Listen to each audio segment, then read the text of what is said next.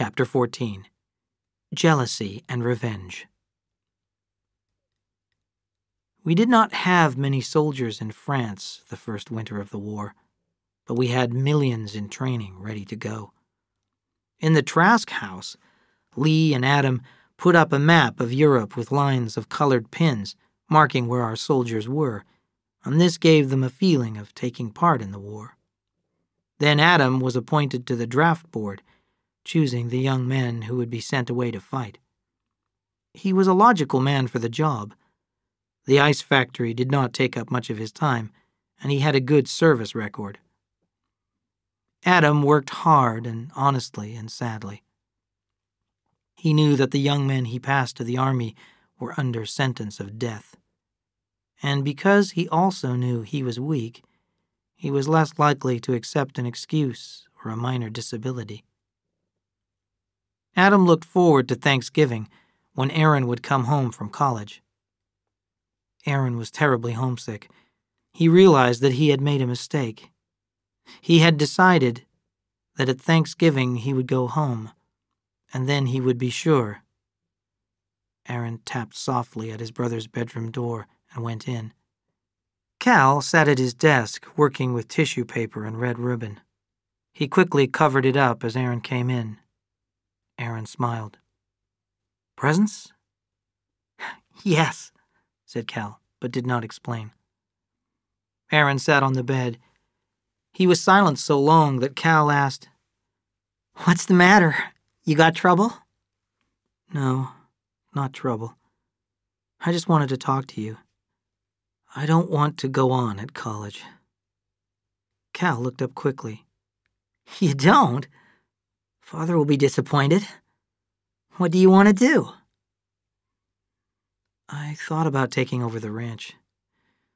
Aber told me a long time ago that's what she'd like. I want to talk to Father about it tomorrow." Cal suddenly felt angry. Aaron was trying to take the day away from him. It was not Aaron's day. It was Cal's day. He had planned this day for himself, and he wouldn't give it up. Then he looked at his brother, at the light hair and the wide-apart eyes, and suddenly he knew why his father loved Aaron, knew it beyond doubt.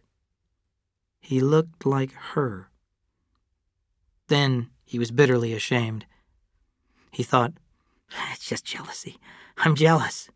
He asked himself, "Why am I giving this money to my father? Will Hamilton said it. I'm trying to buy his love. There's not one decent thing about me." Then a new voice came into his mind. "Just give it and forget it. Don't expect anything." When Aaron had gone back to his room, Cal uncovered his present. He counted the 15 new bills once more, then wrapped them up and hid them in a drawer under his shirts. But he could not sleep. He was excited and at the same time shy. He wished the day were over and the gift given. After the turkey dinner and dessert, they sat at the table and drank to each other's health. Adam said, "I guess we never have had such a good Thanksgiving." Cal reached in his jacket pocket, took out the red-ribboned package, and pushed it over in front of his father. "What's this?" Adam asked. "A present." Cal's eyes were full of joy. Adam unfolded the tissue paper and stared down at the money. He picked up the notes very slowly. "What is it?" Cal swallowed. I made it. To give to you. To make up for losing the lettuce." Adam raised his head slowly. "You made it? How?" "Mr. Hamilton, we made it. On beans. We agreed to pay the farmers 5 cents, and then the price jumped. It's for you. $15,000. Cal caught a feeling of disaster in the air, and he felt sick. He heard his father say, "You'll have to give it back." "Give it back? The British Purchasing Agency can't take it back. They're paying 12.5 cents for beans all over the country. Then give it back to the farmers you robbed. Robbed? Cal cried. We paid them 2 cents a pound more than the market price. We didn't rob them. His father took a long time to answer. I send boys out, he said. I sign my name and they go out, and some will die and some will lie helpless without arms or legs. Son, do you think I can make a profit on that? I did it for you, Cal said. I wanted you to have the money to make up for your loss. I don't want the money, Cal. I thank you for the thought, but I would have been happy if you could have given me, well, what your brother has. If you want to give me a present, give me a good life. Cal stood up suddenly, and his chair fell over. He ran from the room, holding his breath. Adam called after him. Don't be angry, son. Adam and Lee left him alone. He thought he would cry, but he did not. He felt hate spread through his body, poisoning every nerve.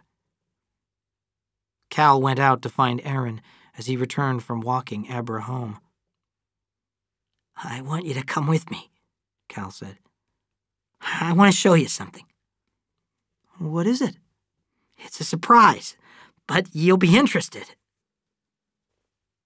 The next day, Kate sat still and stared straight ahead, hour after hour. She saw the face of the blond and beautiful boy, his eyes mad with shock. She heard his ugly words aimed not so much at her as at himself. And she saw his dark brother leaning against the door and laughing cruelly. Why had he brought his brother? What did he want?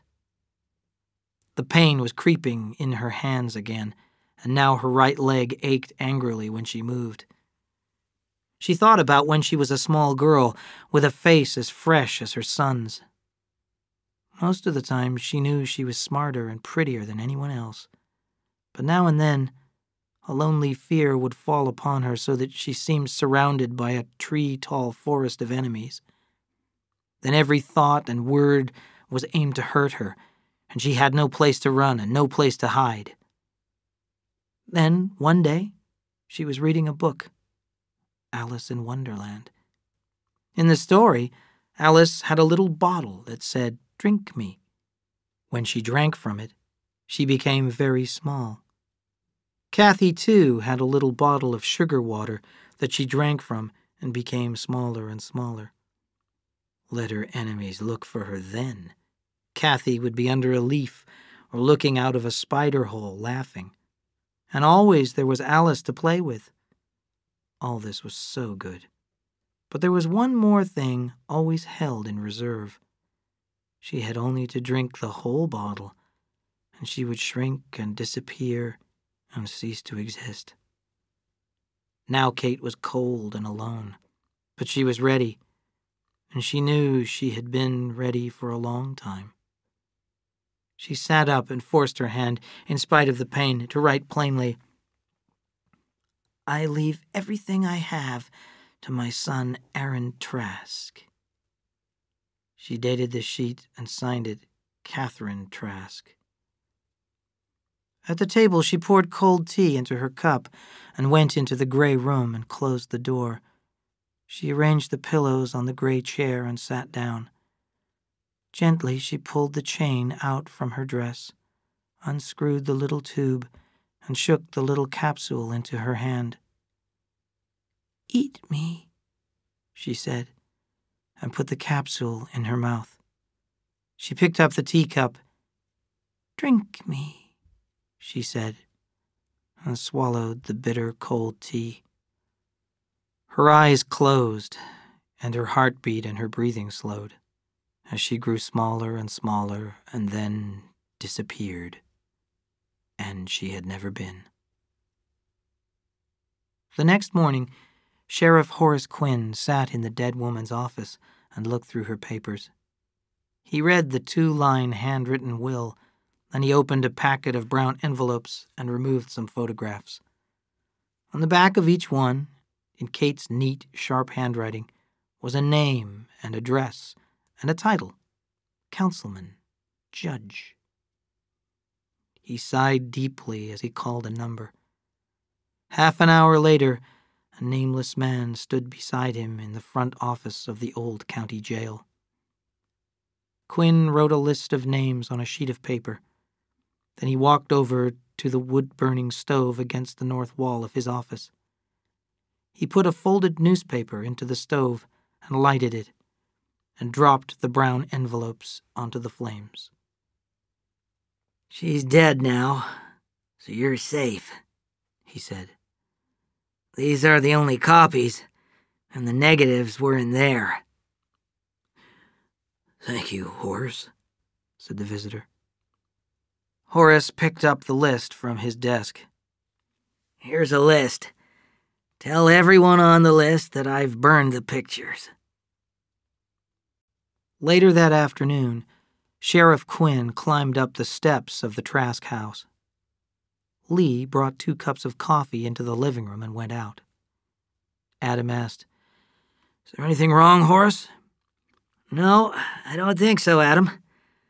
Was that woman still married to you?" Adam went white. "Yes," he said. "What's the matter?" "She killed herself last night." Adam's face twisted, and he put his face down in his hands and cried. "Oh, my poor darling," he said. Horace sat quietly and waited. After a time, he took the folded will from his pocket and held it out. "There's over $100,000 in her safe deposit boxes."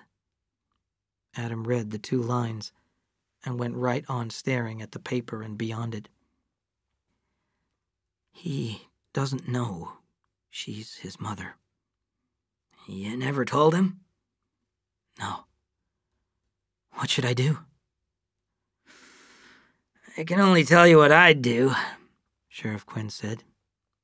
"I'd tell him everything. I'd even tell him why you didn't tell him before." "Lee," Adam called. "Tell Aaron I want him." "He has come home, hasn't he?" "Not yet," said Lee. "Maybe he went back to school. I'll ask Cal." Cal's face was tired and closed and mean when he came in. Adam asked, "Where's your brother? He hasn't been home for 2 nights." "How do I know?" said Cal. "Am I supposed to look after him?" Adam's body shook as a tiny, sharp blue light flashed at the back of his eyes. He said thickly, "Maybe he went back to college." Sheriff Quinn stood up. "You get a rest, Adam. You've had a shock." In his room, Cal sat at his desk, holding his aching head. Cal had never drunk before, and had never needed to. But going to Kate's had been no relief from pain, and his revenge had been no victory. Coming out of Kate's, he had touched his tearful brother, and Aaron had cut him down with a fist like a whip. Aaron had stood over him in the dark, and then suddenly turned and ran, screaming like a broken-hearted child. Cal drank all night. Then he was back in his room. His guilt struck him, and he had no weapon to fight it off. A feeling of worry for Aaron rose in him because Aaron could not take care of himself. Cal knew he had to find him and bring him back, even if he sacrificed himself. Then the idea of sacrifice took hold of him, the way it does with a guilty-feeling man. Cal took out a flat package from under his handkerchiefs in the drawer. He looked around the room and brought a small dish to his desk. He folded one of the bills in the middle and lighted it with a match. When 6 were burnt, Lee came in without knocking and stood silently, waiting. Cal lighted one bill after another until all were burned. At last, Cal said, "Go ahead. You want to talk to me? Go ahead." "Where's Aaron?" asked Lee. "I don't know. He ran away." Then Cal cried, "Why did I do it?" "Don't make it complicated," Lee said. "You were mad at him because your father hurt your feelings. You were just mean." "I guess that's what I wonder. Why I'm mean. Lee, I don't want to be mean." "Just a second," said Lee. "I thought I heard your father come in. Cal, he doesn't look well. He looks like he's in shock. Oh, I forgot. You don't know. Your mother killed herself last night." Cal said, "Did she? I hope it hurt." and then, "No, I don't want to say that. I don't want to think like that." Lee found Adam leaning against the wall, his hat low over his eyes. Lee helped him into the living room, and he fell heavily into his chair. His eyes were strange, and his speech had the sound of a dream talker, slow and coming from a distance. He put his hand into his pocket and slowly brought out a yellow government postcard. "Lee, I guess I'll have to get glasses. Can't read it. Letters jump around. You read it." And Lee read, "Dear Father, I'm in the army. I told them I was 18. I'll be all right. Don't worry about me, Aaron."